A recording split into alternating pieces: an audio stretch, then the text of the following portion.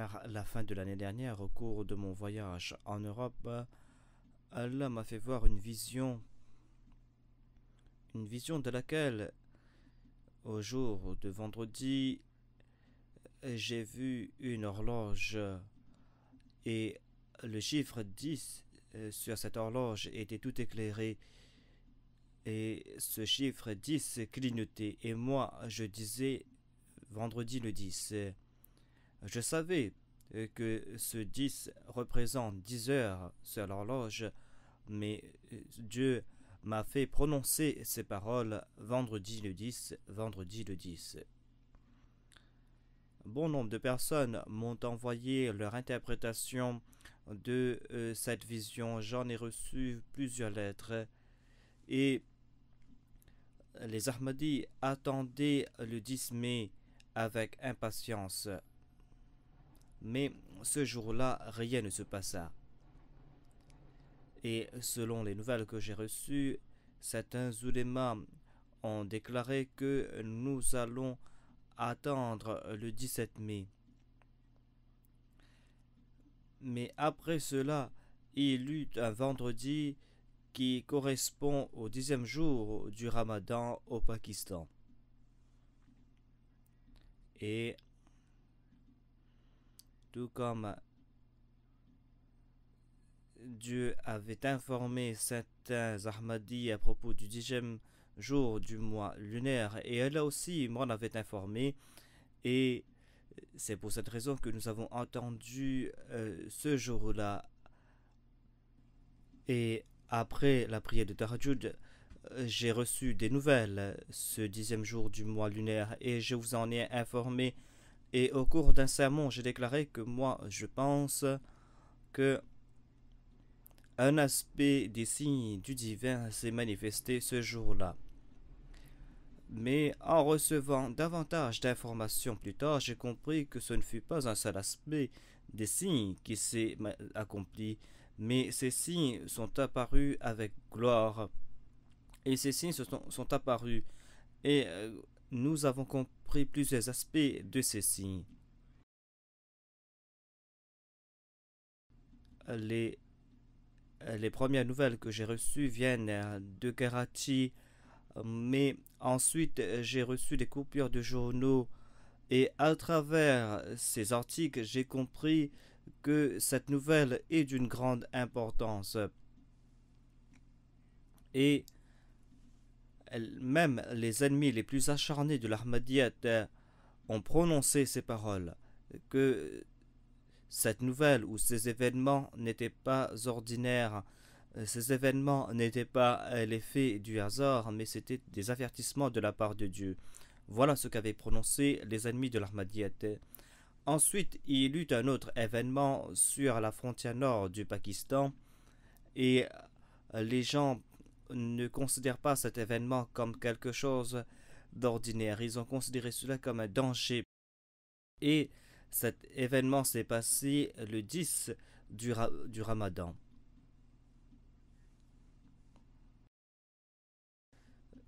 Dans ces coupures de journaux, ils ont mentionné cet événement terrible en gros titres et ils ont déclaré que cet événement n'était pas un événement ordinaire. Le journal Jang de Londres a publié en gros titre que la tempête de Karachi a causé d'innombrables de dégâts et sur la côte, de bon nombre de personnes ont abandonné leurs habitations.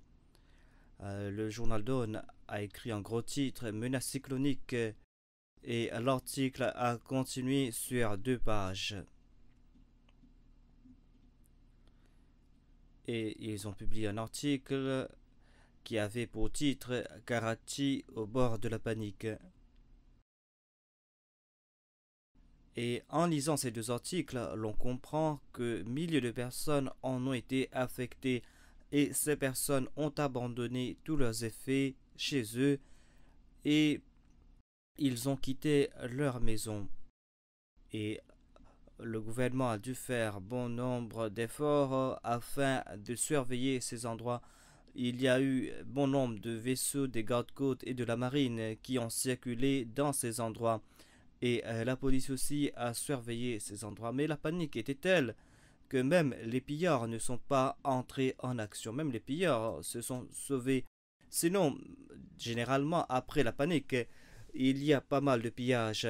Mais cette fois-ci, les gens, tous, même les pillards et les autres, ont abandonné l'endroit et il n'y a pas eu de pillage donc. Cela nous fait comprendre que la crainte de Dieu avait ébranlé les cœurs à cet instant et il y a eu grand nombre d'appels à la prière. Et chez nous, dans notre pays, faire des appels à la prière signifie qu'il y a un grand danger et c'est un appel à la repentance. C'est un appel qu'on doit se tourner vers Dieu, qu'on doit se repentir.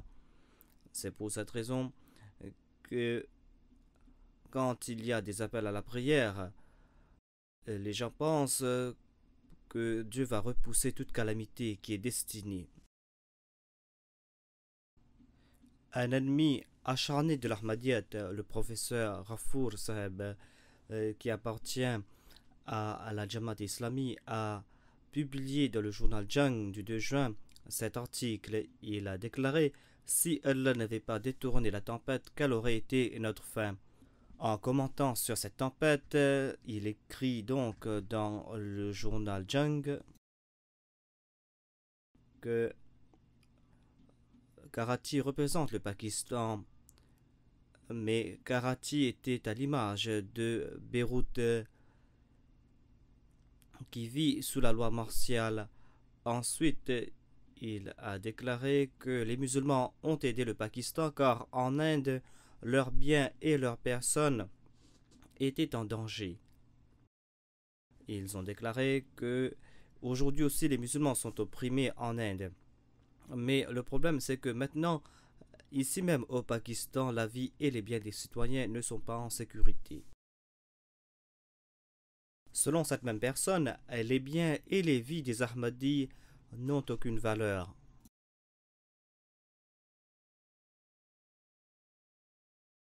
Et cette personne elle-même a échauffé les esprits contre les Ahmadis. Ce sont les représentants de la Jamaat Islami.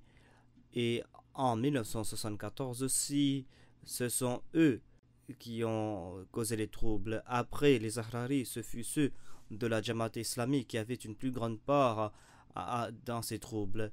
Et quand ces personnes voient que leur vie et leurs biens sont en danger face au châtiment de Dieu, ils prononcent ces paroles. Dieu les a fait comprendre que la vie et les biens de qui sont en danger face au châtiment divin. Cette situation a perduré au Pakistan pendant des années et des années. Dieu ne les a pas informés que le 10 il y aura un événement quelconque. Dieu a informé l'imam de ceux dont il respecte les biens et les vies que le 10 il y aura un événement singulier et il y aura un grand danger, un signe qui sera porteur de la gloire de Dieu. Un autre journal dédié à l'opposition contre la Jamaat Ahmadiyya, c'est le journal L'Awlaq. Ce journal utilisait un langage ordurier à l'encontre du Messie premier l'Islam et de la Jamaat dans le passé. Mais il a écrit dans son éditorial un avertissement divin.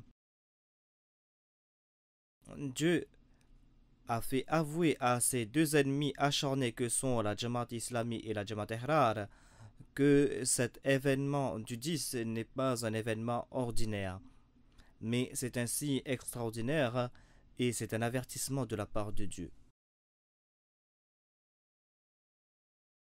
L'éditeur écrit que nous devons méditer sur nos désobéissances passées.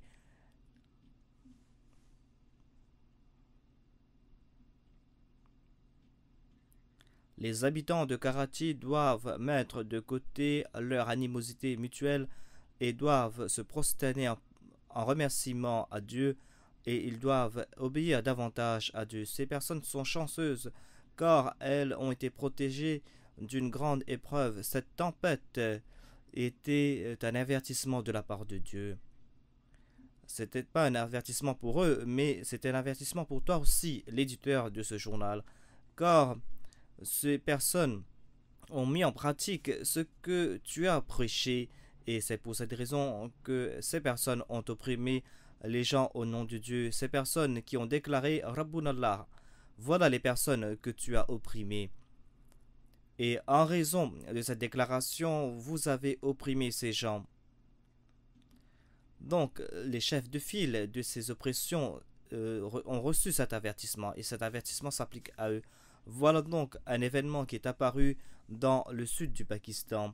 Maintenant, je vais me tourner vers cet événement qui s'est passé dans le nord du Pakistan. Selon les nouvelles que nous avons reçues, selon les coupures de journaux et les articles que nous avons reçus, le 31 mai, c'est-à-dire le 10 du Ramadan, qui fut un vendredi, un MiG de l'armée afghane a lancé des bombes sur la ville de Dorouch. C'est la deuxième ville de Chitral.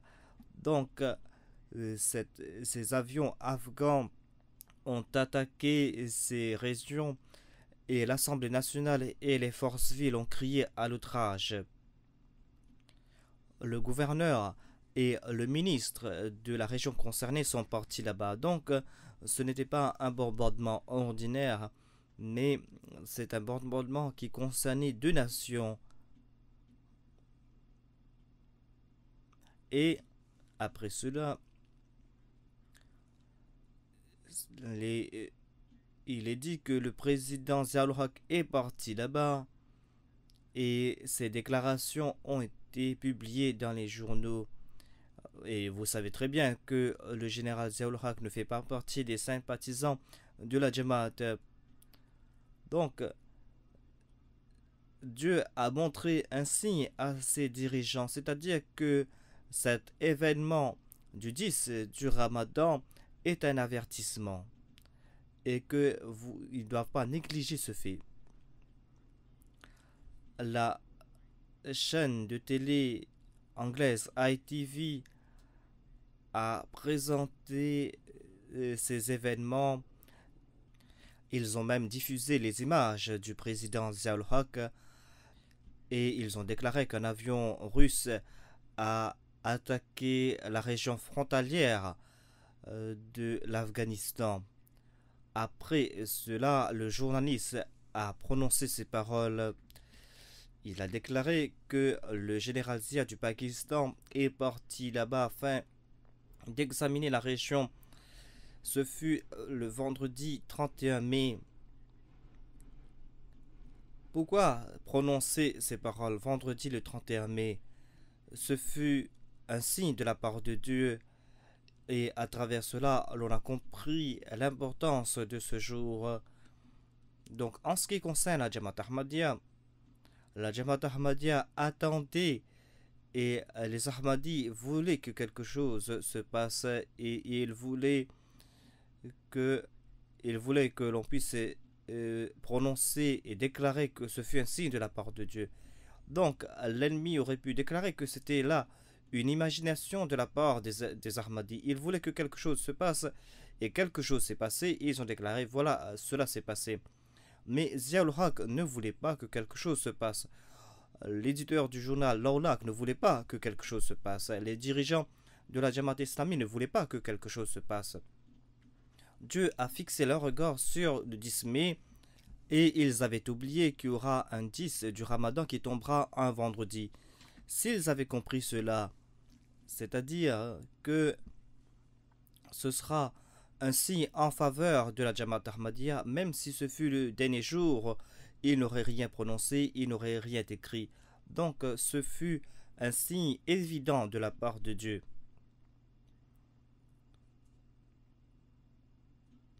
Et ce signe s'est accompli et Dieu a écarté aussi le châtiment.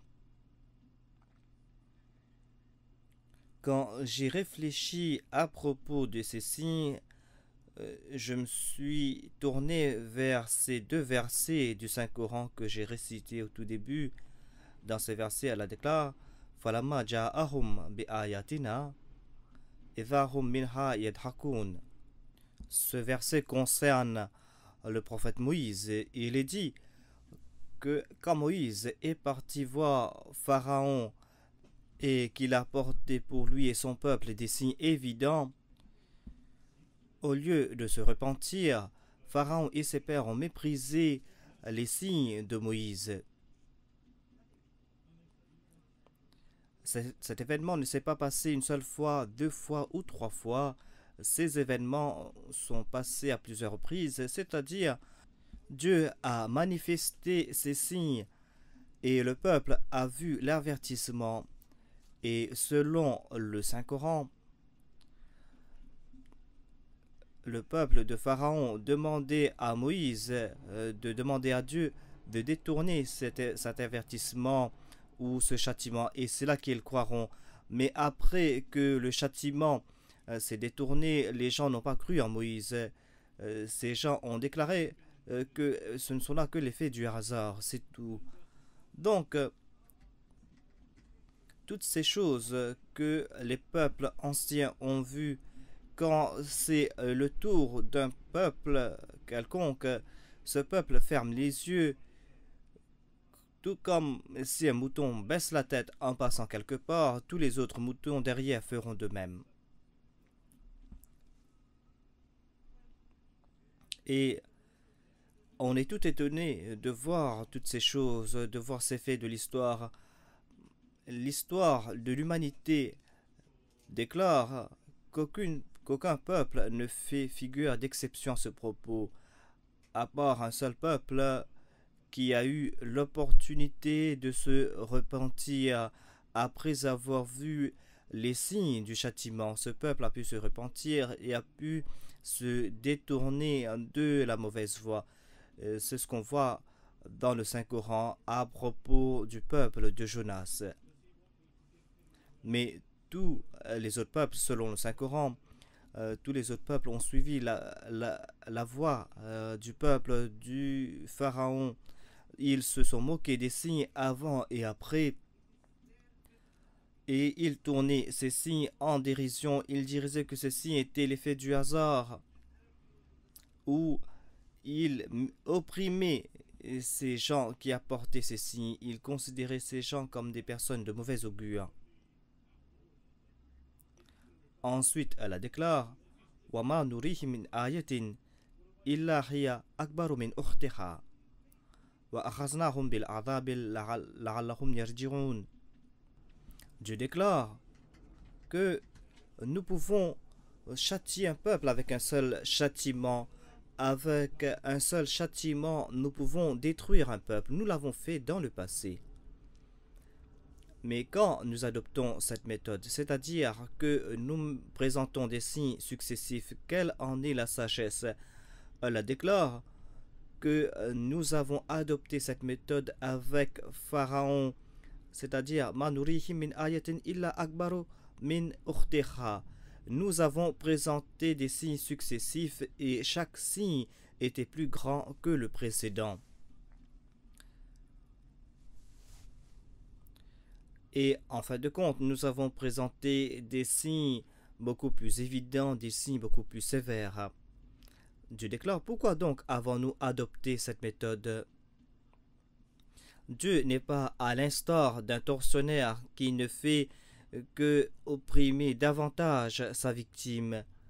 Dieu ici est un Rahman. C'est là la méthode du Rahman. Allah n'adopte pas une telle méthode pour opprimer les gens, mais Allah a présenté ces faits afin que ces gens puissent retourner vers la bonne voie, afin que les gens puissent méditer sur ces événements et afin qu'ils puissent en tirer des leçons, afin que la majorité d'entre eux puissent se protéger de ces châtiments. Donc, après avoir réfléchi sur tous ces faits, j'ai compris que ces événements qui se sont passés le 10 du Ramadan, ces événements sont de la même nature. Tout d'abord, il y a eu des signes successifs. Et ces signes ne se sont pas arrêtés là où ils étaient. Et quand j'ai regardé ces événements, j'ai vu ce 10 qui était éclairé et ce 10 qui clignotait. Cette lumière était un signe de grâce et de châtiment. La lumière représente des fois le châtiment, mais la lumière peut être aussi un signe de bonne nouvelle. Donc le fait que cette lumière clignotait, cela nous voulait dire que cet événement va continuer, cet événement va débuter le 10 du mois lunaire. À partir de ce vendredi, ces événements vont débuter, mais ces signes vont apparaître de temps en temps. Et en étudiant le Saint-Coran, j'ai compris que c'est une bonne nouvelle, afin que ceux qui veulent être guidés parmi le peuple, ceux qui veulent être guidés, puissent tirer de leçons de ces événements successifs. Ensuite, j'ai compris que qu'ici l'on a présenté les dangers qui guettent le Pakistan. Il y a tout d'abord un danger venant du sud, et à travers cette tempête, Dieu les a fait comprendre qu'un jour il y aura un châtiment qui viendra de la mer. Quelle sera la forme de ce châtiment? Nous n'en savons rien. Quand Dieu voudra, il va faire apparaître ce signe. Mais ce danger viendra du sud, et cet événement concerne la mer et aura trait à la mer. Car à travers un signe, Dieu les a fait comprendre que cela. Mais cet événement est unique dans l'histoire de la géographie de cette région. Et l'événement qui vient du nord nous a fait comprendre qu'il y aura un danger qui viendra du ciel. Ce seront des signes, mais ce deuxième signe viendra du ciel, car ce premier signe que nous avons vu est venu du ciel. Donc nous avons vu tout cela clairement, et nous avons compris qu'à l'avenir, voilà les formes de ces châtiments. Cela ne va pas s'arrêter là, mais ces événements vont se passer dans le futur. Ici, je veux prodiguer quelques conseils aux Ahmadis. Beaucoup d'Ahmadis de Karachi m'ont écrit du Karachi, et la majorité d'entre eux ont remercié Dieu. Ils ont déclaré que c'est une grâce de Dieu que le signe est apparu, mais ceci n'a pas affecté les gens, et nous aussi, nous sommes ravis que des centaines, des milliers de gens ont été protégés de ce châtiment. Car si cette vague avait atteint les côtes, il y aurait eu pas mal de dégâts. Il y avait des vagues de 25 pieds de hauteur, des vagues qui voyageaient à 100 000 à l'heure et qui étaient dirigées sur Karachi. Et dans un journal, il est écrit qu'il n'y avait que 125 000 qui restaient entre cette vague et les côtes de Karachi. Mais à cette distance, cette vague s'est détournée. Et il est dit que cette vague allait toucher les côtes du Pakistan à 10 heures du matin.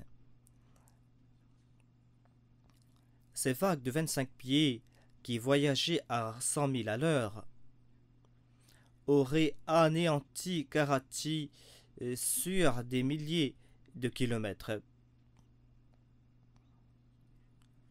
Donc, des personnes éclairées m'ont écrit, et ces personnes ont remercié Dieu, c'est-à-dire qu'Allah nous a accordé sa grâce, Allah a démontré son signe, Allah a éveillé les esprits, mais Allah a aussi protégé les gens d'un grand malheur. Mais c'est un jeune qui ne comprennent pas ces sagesses et qui n'ont pas été éclairés. Et il n'y en a que quelques-uns, mais ils m'ont été écrits. Ils ont déclaré, si cette vague est arrivée jusque-là, pourquoi Dieu l'a-t-il arrêtée? Il ne restait que 25 000 entre la vague et les côtes. Dieu aurait dû laisser cette vague continuer sur sa route. Ces personnes ne comprennent pas c'est quoi la douleur. Ces personnes ne comprennent pas que Dieu est Rahim et Karim. Dieu veut faire apparaître ces signes. Les signes apparaissent. Mais ceux pour qui ces signes apparaissent, ces personnes ressentent une plus grande sympathie pour le peuple en souffrance. Voilà la méthode du Messie premier l'Islam. Et l'on comprend que des fois, quand le Messie premier l'Islam avait annoncé la fin d'un ennemi acharné, que ce jour s'approchait, les Sahaba priaient, oh Allah, fasse que ceci apparaisse et que l'ennemi soit arrêté. Mais le Messie premier l'Islam a déclaré que moi je prie, oh Allah, sauve-le, oh Allah, sauve-le, guide-le vers le droit chemin et protège-le de ce châtiment. Ensuite, le Messie premier l'Islam déclare cette nouvelle. Dieu l'a donnée afin de prouver ma véridicité. Mais moi, je suis tout désemparé. Dieu a donné cette nouvelle afin de prouver ma véridicité, mais moi j'en suis tout désemparé. Moi je demande Dieu, pourquoi détruis-tu ces personnes? Le Messie premier l'Islam était le représentant du saint prophète Mohammed, paix soit sur lui. Et Dieu a prononcé à propos du saint prophète Mohammed, paix soit sur lui,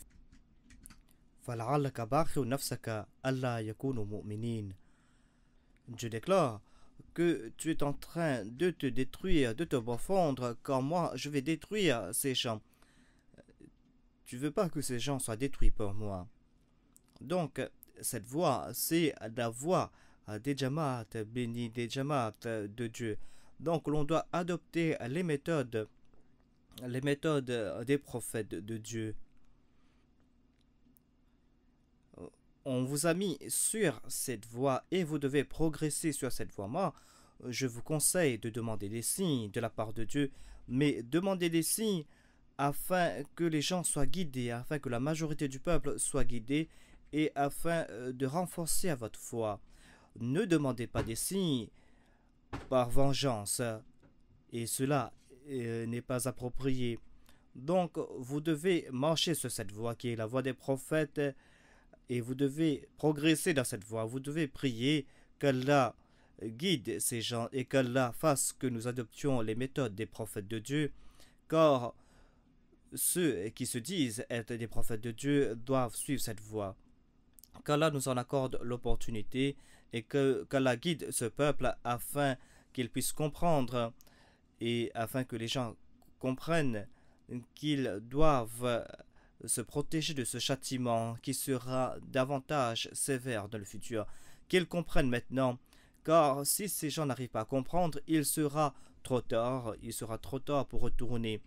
Et que le peuple réfléchisse, car en décembre, Dieu a fait voir un événement à son serviteur, c'est-à-dire que le 10 du vendredi, il y aura quelque chose.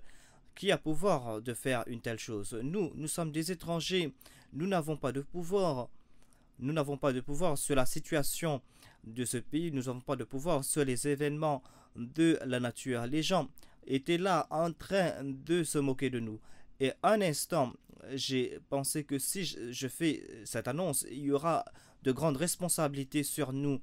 Des fois, Dieu peut éviter certains châtiments et la Jamaat est déjà opprimée et les gens vont se moquer de la Jamaat.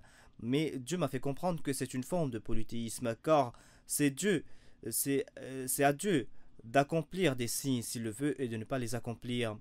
Et telle était la pratique des prophètes. Et moi, en tant que serviteur d'un prophète, je dois suivre ces pratiques. Et moi, je ne dois pas me soucier du mépris et de la dérision des autres. Et apparemment, il n'y avait pas de signe. Et en tout cas, moi, j'ai rejeté ces pensées. C'est-à-dire que je dois rejeter ces doutes qui ont assailli mon cœur. C'est-à-dire que le Jamaat va souffrir suite à cette annonce. Donc, c'est une forme de doute. C'est pour cette raison que j'ai fait l'istighfar et je me suis repenti. Et je ne me suis pas soucié de la risée du monde. Et j'ai pensé que moi, je vais présenter tout ce que Dieu m'a fait comprendre.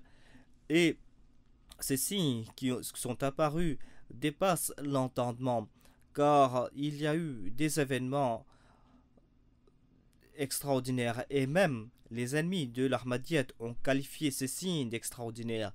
Et maintenant, ils ne peuvent pas ils ne peuvent pas effacer ces paroles qu'ils ont prononcées, ils ne peuvent pas effacer ces paroles qu'ils ont écrites. Donc, ce sont là des signes de Dieu et nous devons remercier Dieu pour cela. Mais moi, je vous demande de prier et de faire l'istighfar, mais vous ne devez pas souhaiter le mal pour le peuple. Le peuple a commis des fautes, certes, mais nous aussi, nous sommes des pécheurs. Mettons-nous en pratique toutes les injonctions divines, nous.